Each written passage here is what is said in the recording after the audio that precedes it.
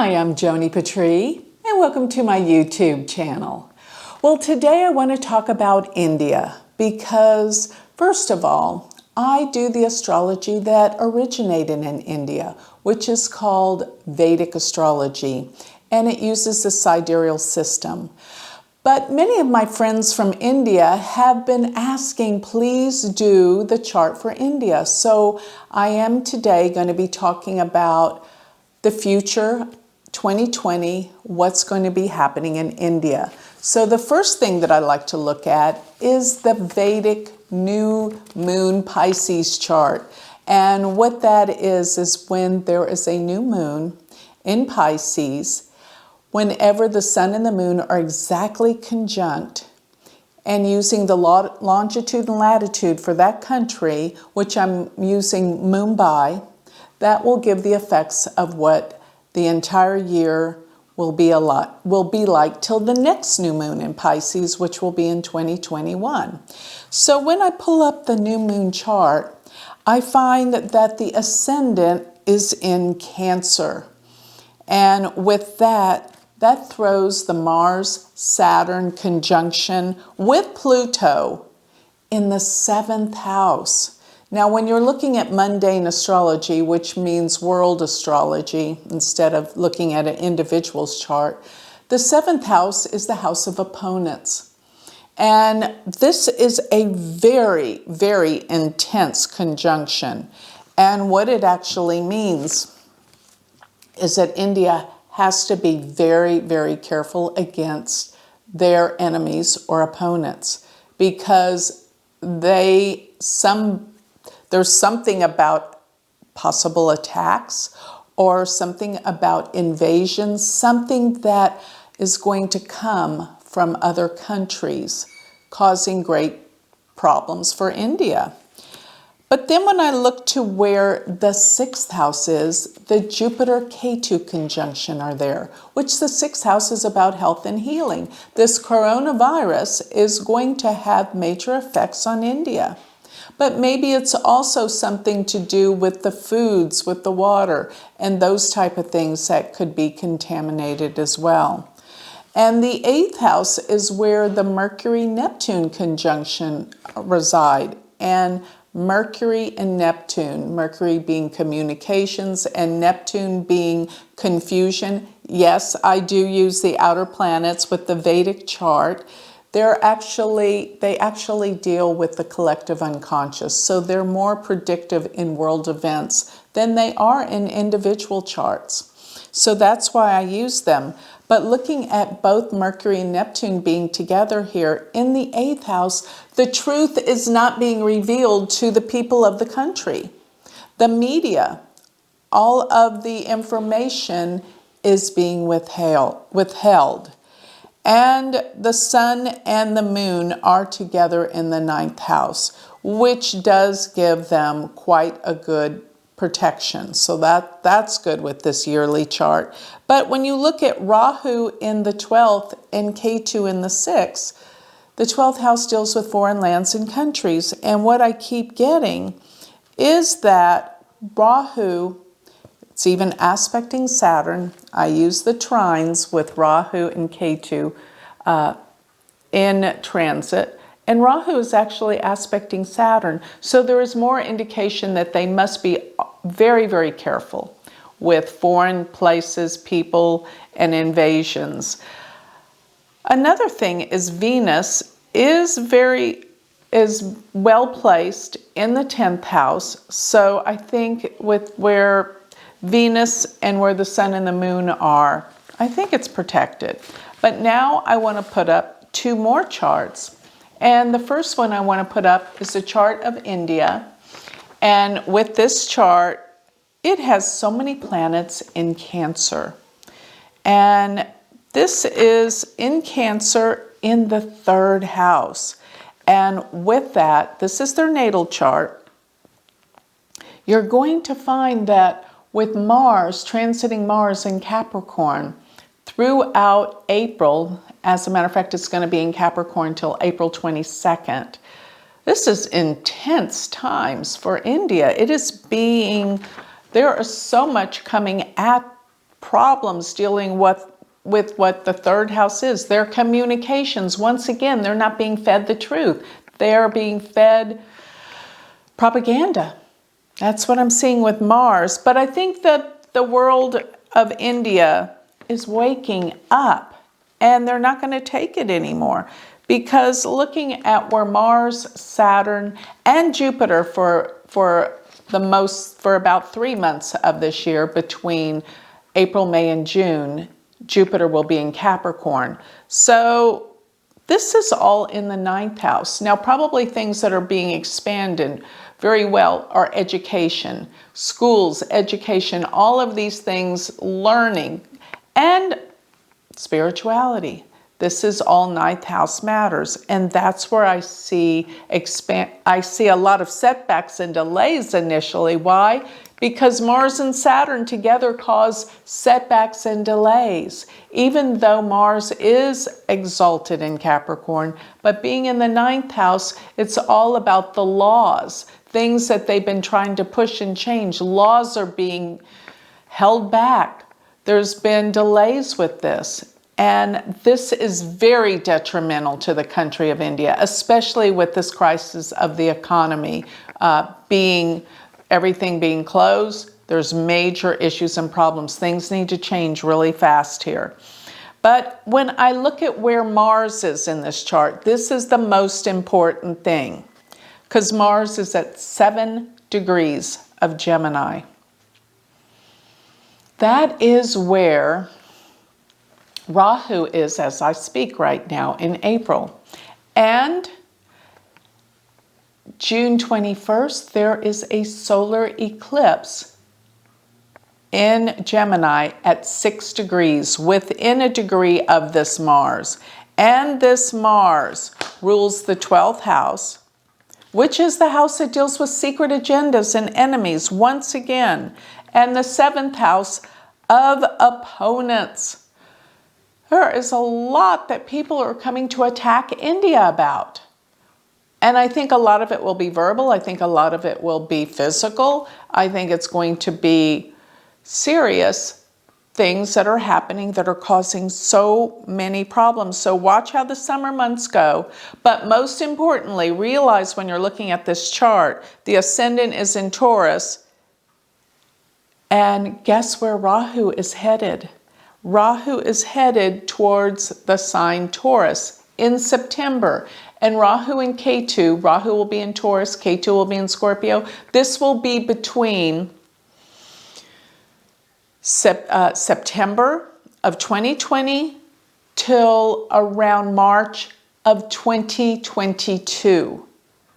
And this really heats up things, because as Ketu goes through the 7th house, this is going to be where these opponents are really problematic. But I think that when Rahu goes into the 1st, there's going to be so many changes in India that needed to happen, but it's going to be a very, very stressful time. Now, one more thing I want to add before I go to the leader's chart. I want you to know that this Mars that's going to be crossed over by Rahu is in the 2nd house, which means there's a lot of expenditure coming for the country, a lot of expenses. But I do think it's going to work out okay, because Rahu gives, but with the major price tag attached to it. So going to the leader, Narendra Modi, let's pull up his chart. And I want you to know I've corrected his birth time, because the time that I was using before was incorrect. And now I am using the birth time of 10:10 a.m. And this gives him Libra ascendant, not Scorpio ascendant. So looking at that, notice all of the planets in Virgo in the 12th house. He has had some major difficulties dealing with what? Foreign leaders, foreign countries. That's what the 12th house is. It's foreigners. And another thing is, most all presidential leaders have planets in the 12th house, because that is what they have to deal with. So the thing that I'm looking at with Modi's chart is the fact that Moon and Mars are in Scorpio. And as Ketu comes over the Moon and Mars, there's going to be a lot that he's got to let go of. And one thing is, because the Moon rules the 10th house, there may be something like it's time for him to let go of some of his power. But that is not till about a year and a half from right now. So you'll see once Ketu gets close to his Moon and his Mars, which are conjunct in Scorpio. His Moon is at 8 degrees Scorpio. Mars is at 0 degrees of Scorpio. And here's another interesting fact about this. I've been doing a lot of work with countries' charts, and China has a very specific planet around 0 degrees of Gemini. So you see, it's where their sun is. This is, no, actually, I take that back. It's not the chart for China. It is the Chinese president. So in his chart, Xi Jinping, you will find that his sun is at 0 degrees of Gemini. And the reason why this is important is it is an out of favor balance of aspects. Whenever you have planets that are not congruent, so in other words, 0 degrees of Gemini would be 6 placements from where Mars is. So I call this a Shastaka aspect when you see planets that are 6, 8. And I want to make this clear when I'm talking about the sun.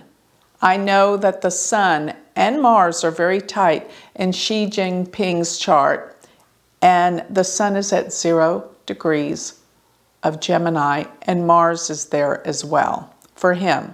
So somehow I think because of the conflict between Mars in Modi's chart, there's going to be conflict with China.